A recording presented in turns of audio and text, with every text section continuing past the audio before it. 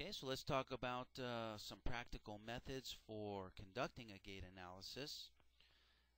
The gait analysis begins even before meeting the injured worker.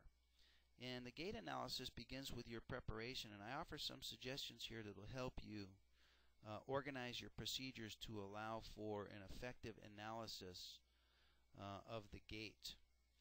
Now, your preparation for the gait analysis begins even before you meet the injured worker.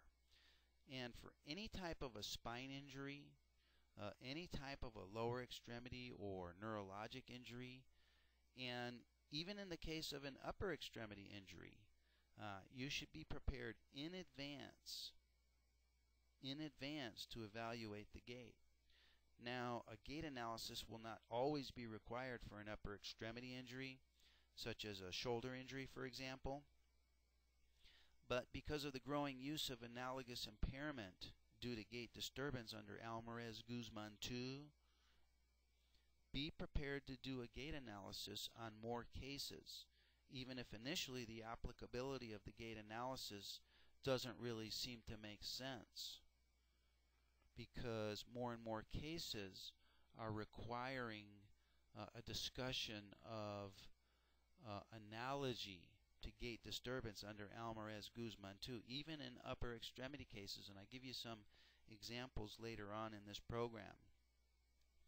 So it's better to be over-prepared and to over-examine your injured worker than it is to miss an important finding and not be able to return later to capture it. So be prepared in advance to do a gait analysis on most, if not all of your injured workers.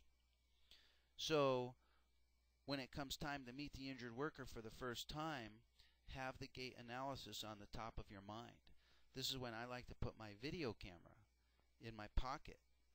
And the following procedure that we'll go over is a procedure that I've developed over the years to obtain the gait analysis in a practical manner that's quick and that provides a lot of information. And we're going to break down the gait analysis procedure into 5 simple steps. First is the observation. Second is the interrogation. Number 3 is the definition or the defining of the gait disturbance if there is one present. Number 4 is a videotaping of the gait disturbance. And then step number 5 is the review of videotaping to evaluate that gait disturbance for consistency with other findings throughout the history and throughout the physical examination. So let's go over these here now one by one. In the observation of the injured worker, this begins the minute that you meet the injured worker for the first time. So your injured worker is going to be out in the waiting room. And as you come out to meet and greet the injured worker, you're going to observe for the presence or the absence of assistive devices. Now, large assistive devices such as crutches, canes, a cane, a wheelie frame, or a wheelchair, certainly those are going to be immediately obvious. But less obvious are small supports or small braces that could be hidden by clothing or that just escape your attention because of their size. Observe the manner by which the injured worker rises from the waiting room chair.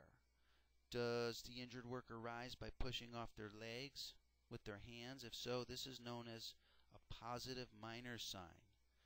Do they rely heavily on the arms of the chair to push against? If so, this is a positive finding. Again, that will be another example of a positive minor sign. And minor sign or this maneuver of pushing off the legs with the hands, that's used in an effort to spare lower back and lower extremity effort. And it's present in many lower back and lower extremity pathologies. And when this positive minor sign is present, it could be a sign consistent with a Class 1 impairment in Chapter 13, which recall stated that the person rises to a standing position, walks, but has difficulty with elevations, grades, stairs, deep chairs, and long distance. So difficulty with rising out of a deep chair, that would be manifest as a positive minor sign.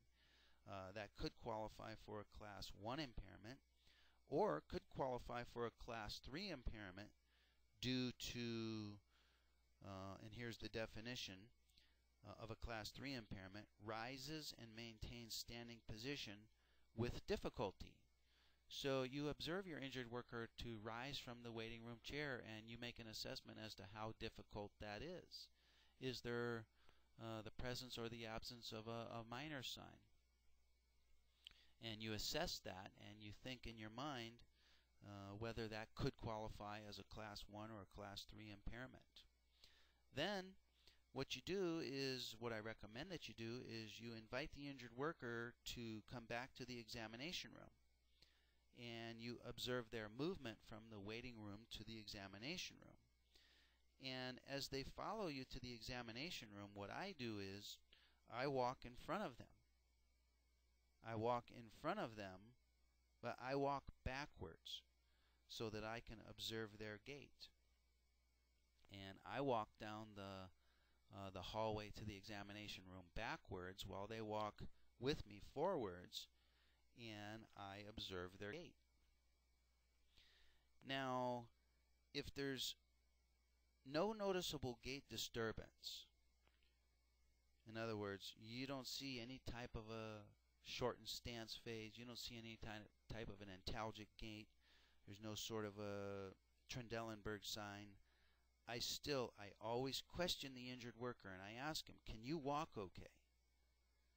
Do you have any kind of limp? Do you have any kind of pain with walking? And I interrogate them about their gait. Sometimes they think I'm crazy, but I go through this with all lower extremity injuries, certainly, all spinal injuries, certainly, and even upper extremity cases as well. Now, if they answer in the negative, in other words, they say, no, I don't have any type of gait disturbance or problem, then basically the gait analysis is over. I mean, there is no further gait analysis. And then we simply proceed back to the examination room.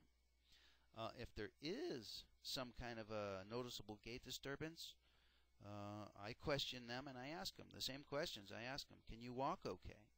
Do you have a limp, or do you have any kind of pain with walking? And I confirm with them that what I'm seeing is actually a gait disturbance, and it's not simply some kind of compensation perhaps for a poorly fitting shoe, for a stubbed toe, or for something else that does not qualify as a gait disturbance. And if I do detect some noticeable type of a gait disturbance, and the injured worker confirms that yes, indeed, they do have a limp or pain with walking, then that begins the formal gait analysis. And I immediately take the injured worker outside the building to a parking lot or to a long sidewalk, and we go through the formal gait analysis. And there's several steps involved with the formal gait analysis.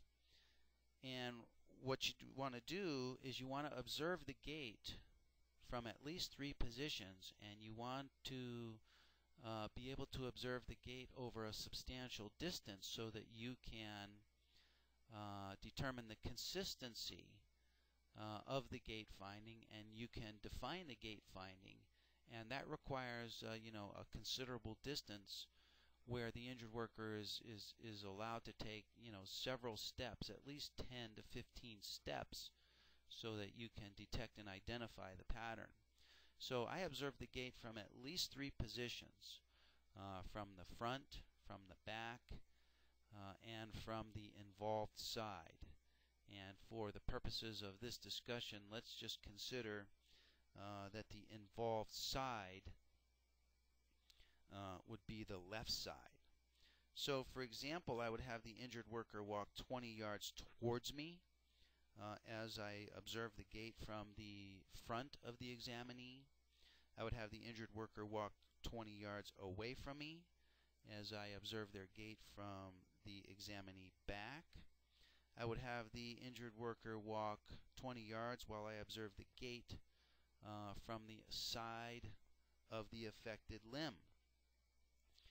And the next step, once you identify some type of a gait disturbance or some type of labored or unbalanced movement, the next step is to define and characterize the observed disturbance with help from the injured worker. And I always ask the injured worker for their help to characterize what the problem is. I ask the injured worker to define for me what it is in their opinion that's causing the disturbance in the gait and exactly what is the disturbance. Now, many times the injured worker themselves will help you identify the cause of the gait disturbance, and you confirm that their description of the cause of the disturbance corresponds to what you are observing the disturbance to be.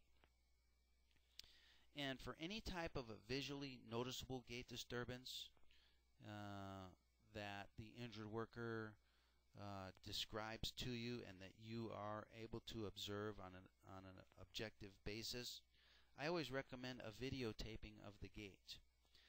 And this will be this will be valuable to you later when it comes time to write your report. And when describing any type of a gait disturbance in my report, and especially if I consider it to be a bona fide disturbance in gait, I always indicate that upon request, and this is a quote I put in my report, upon request I can produce videotaping footage of the gait analysis at the request of the parties. Now, I've never been asked to produce this footage, but in my opinion, having videotape footage of a gait disturbance makes the report and the description of the gait disturbance more substantial, because as the old saying goes, a picture is worth 1,000 words, and if a picture is worth 1,000 words, a videotape is worth even more. So again, like the observation of the gait, I would videotape the gait disturbance again from 3 positions.